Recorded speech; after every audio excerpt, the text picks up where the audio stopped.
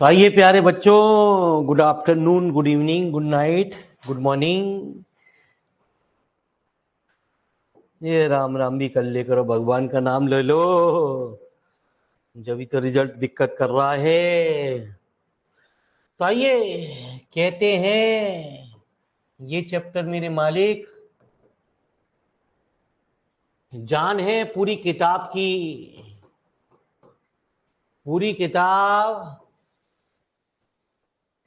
इसी मेथड पे चलती है। जितने सब्जेक्टिव क्वेश्चन होते हैं मेरे प्यारे बच्चों, वो 80 टू 90% इस मेथड से सॉल्व होते हैं।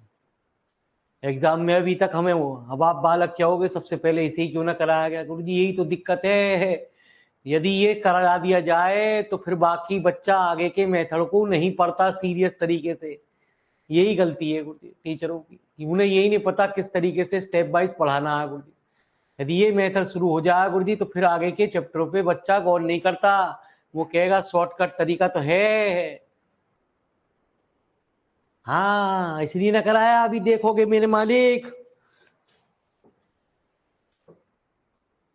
क्योंकि आगे की चैप्टर में गहराई नहीं लेता। वो कहता है एक पेज का क्वेश्चन है, पागल है, मैं पुराने मेथड से करूंगा, एक लाइन में हो जाएगा।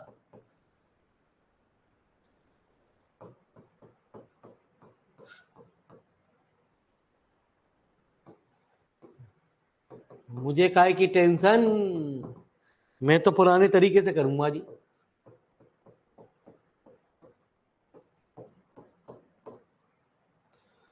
तो आज मेरे मालिक सब्जेक्टिव वालों के लिए भी एक क्वेश्चन आता है, गुरुजी कुछ अंग्रेजी लिखवाएंगे, कल से उस अंग्रेजी का टेंशन खत्म करेंगे। तो अभी आपको सवाल में, एक आध सवाल में अंग्रेजी के बारे में कुछ रूबरू कराएंगे जी, ठीक है जी।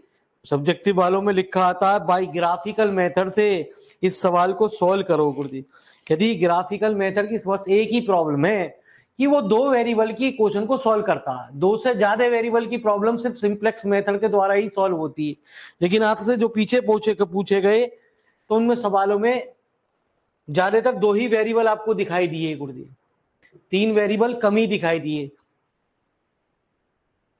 तो सबसे पहला काम होता है ग्राफिकल मेथड में, या कोई भी कुछ भी कंडीशन दे रखी हो, सबसे पहले स्टेप में लिखते हैं कंसीडरिंग। ये लैंग्वेज लिखनी है हमारे ऑब्जेक्टिव वाले बच्चों को। द कॉन्स्ट्रेंट्स एज इक्वेशन,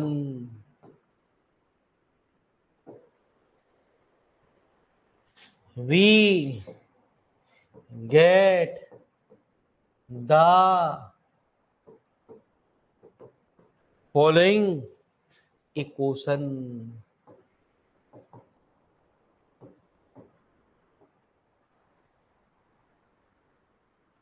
तो मालिक साहब 2x1 plus x2 equal to 104, x1 plus 2x2 equal to 76। सबसे पहला काम होता है सवाल में, जैसी भी इक्वेशन दे रखी हूं सबसे पहले उस इक्वेशन को इक्वल कर लेते हैं सवाल के अंदर। अब सबसे पहले हम पॉइंट निकालते हैं। पॉइंट निकालने के लिए हम क्या करते हैं गुरुजी, एक बार x2 की वैल्यू 0, तो x2 की वैल्यू 0 तो 52,0। एक बार x1 की वैल्यू 0 तो 0,104। एक बार पॉइंट यहां से निकालेंगे, एक बार x2 की वैल्यू 0 तो 76,0 और 0,38। स्टेप नंबर सेकंड में सब्जेक्टिव वालों, आपको ये हर चीज प्रॉपर तरीके से चलना पड़ेगा, ध्यान रखना। ऑब्जेक्टिव वालों को ये काम नहीं करना पड़ता, ठीक है? अंग्रेजी नहीं लिखनी पड़ती, ना कुछ काम करना पड़ता, वो तो सवाल दिया वहीं हमने पॉइंट निकाले, वहीं हमने उसको ग्राफ को खींच दिया और 2 मिनट में सवाल हमारा हल होके आ गया जी। Draw lines corresponding to each equations.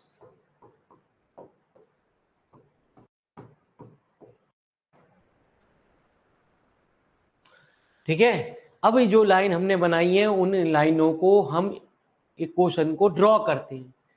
तो ड्रॉ करने के लिए वैसे तो आपको एग्जाम में ग्राफ पेपर नहीं मिलता गुरुजी, कॉपी पे ही हमें ड्रॉ करनी पड़ती है गुरुजी। लेकिन आप यदि एक्चुअल में पढ़ना चाह रहे हैं, सब्जेक्टिव वाले, तो मालिक साहब आपको ग्राफ पेपर पे बनाना पड़ेगा, क्योंकि कुछ कुछ सवाल ऐसे होंगे जो ग्राफ पेपर के बिना हल नहीं होंगे। तो सबसे पहले ये हमने कह दिया ये x1 है गुरुजी,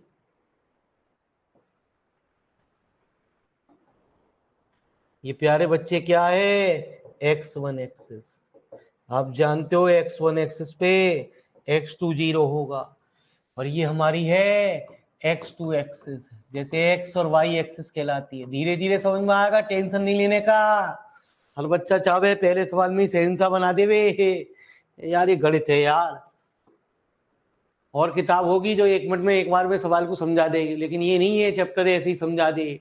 इसमें सबसे बड़ी वैल्यू कितनी आ रही है, 104 y की, और इसमें सबसे बड़ी वैल्यू कितनी आ रही है, 76। तो हमें स्केल को कंसीडरेशन करना पड़ेगा। हमने स्केल मान लिया 1 स्क्वायर 20 है ना जी, 40 60 80 100। हम जो डायग्राम बना रहे हैं वो रफली बना रहे हैं गुरुजी आपको, ठीक है जी। आपके पास ग्राफ पेपर होगा, जो जो 1 स्क्वायर हो या 2 स्क्वायर हो, आपको 1 स्क्वायर उसे 20 40 60 इस तरीके से मान लेंगे, है ना जी। 20 जैसा ऊपर मान, जैसे यहाँ माना ऐसे ऊपर भी मानेंगे, 40 60 80 100। तो सबसे पहले हम पहली लाइनों को ड्रॉ करेंगे गुरुजी। पहली लाइन को ड्रॉ करने का मतलब, पहली लाइन क्या थी, 52,0 और 0,104। 52,0 तो 50 से एक आगे, एक पॉइंट जो आगे होगा वो 52 कहलाएगा, और 104 ये राजी। हम तो रफली बात कर रहे हैं, ठीक है जी मेरे प्यारे।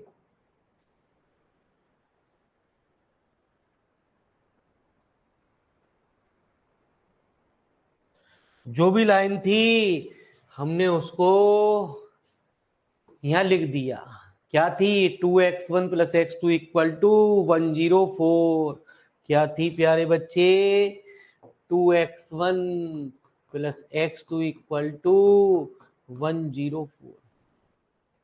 अब एक बात और ध्यान रखियो मेरे मालिक, ठीक है, मेरा कहने का मतलब सुनियो जरा मेरी बालिक। यदि यहाँ कहीं भी किसी भी साइड में नेगेटिव वैल्यू नहीं है, नेगेटिव होगी तो क्या होगा, तरीका बदलेगा गुरुजी, धीरे धीरे हमारी बात आपको समझ में आएगी, टेंशन नहीं लेने का। यदि पॉजिटिव है तो कोई टेंशन लेने की जरूरत नहीं है। अगर ये लेस देन की सारी वैल्यू पॉजिटिव होनी चाहिए, ये भी पॉजिटिव, ये भी पॉजिटिव, ये भी पॉजिटिव। नेगेटिव हुआ तो सवाल का कुछ तरीका बदलेगा जी गुरुजी। यदि लेस देन की कंडीशन है, लेस देन इक्वल टू की कंडीशन है, तो रीजन देखेंगे इनसाइड, अंदर की तरफ।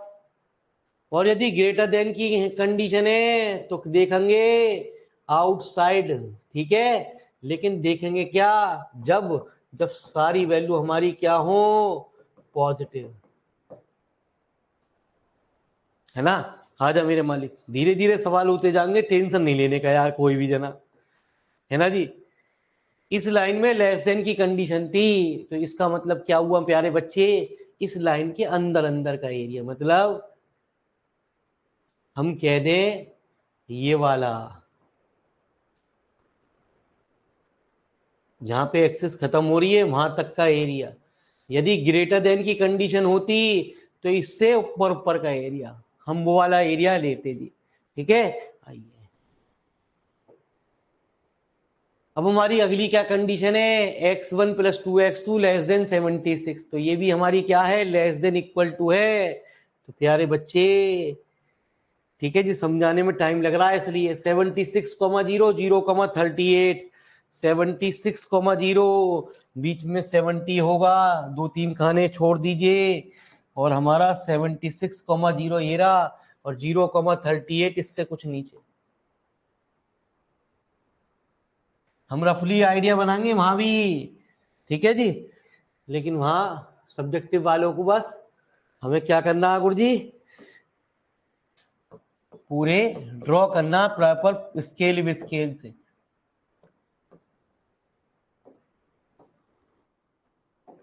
अरे कछु कछु समझ में आया? ठीक है, इन लाइनों को ड्रॉ करा आपने सवाल के। अब इस लाइन के अंदर के क्या रीजन है गुरुजी? इस लाइन के भी इनसाइड, इनसाइड इस लाइन के अंदर अंदर वाला रीजन, ठीक है। इस लाइन के अंदर अंदर वाला रीजन, ठीक है गुरुजी, ये वाला रीजन। अब जहां ये दोनों रीजन एक दूसरे को टकराते हैं, that is called permissible region. उस रीजन को हम क्या कहते हैं? Permissible region. उस रीजन को हम क्या कर देते हैं? बोल्ड कर देते हैं, डार्क कर देते हैं, शेडेड कर देते हैं। क्या कर देते हैं? उस रीजन को हम क्या कर देते हैं? एक शेडेड कर देते हैं। अब हम उसके अंदर ये देखते हैं प्यारे बच्चे, इसके अंदर कितने पॉइंट आ रहे हैं, कितने कॉर्नर पॉइंट है। इसको भी सॉल्व करने के दो मेथड हैं। हम जो सिखा रहे हैं वो आपको सिखा रहे हैं कॉर्नर पॉइंट मेथड। ए, बी, सी और डी, जो हमारे यहाँ वर्टिसेस आए उनको हमने इन्हें मार्क कर दिया। ए, बी, सी, डी, ये हमारे 4 को हमने पॉइंट को मार्क कर दिया गुरुजी, ठीक है। तो लिखो जी फटाफट पहले इतनी बात,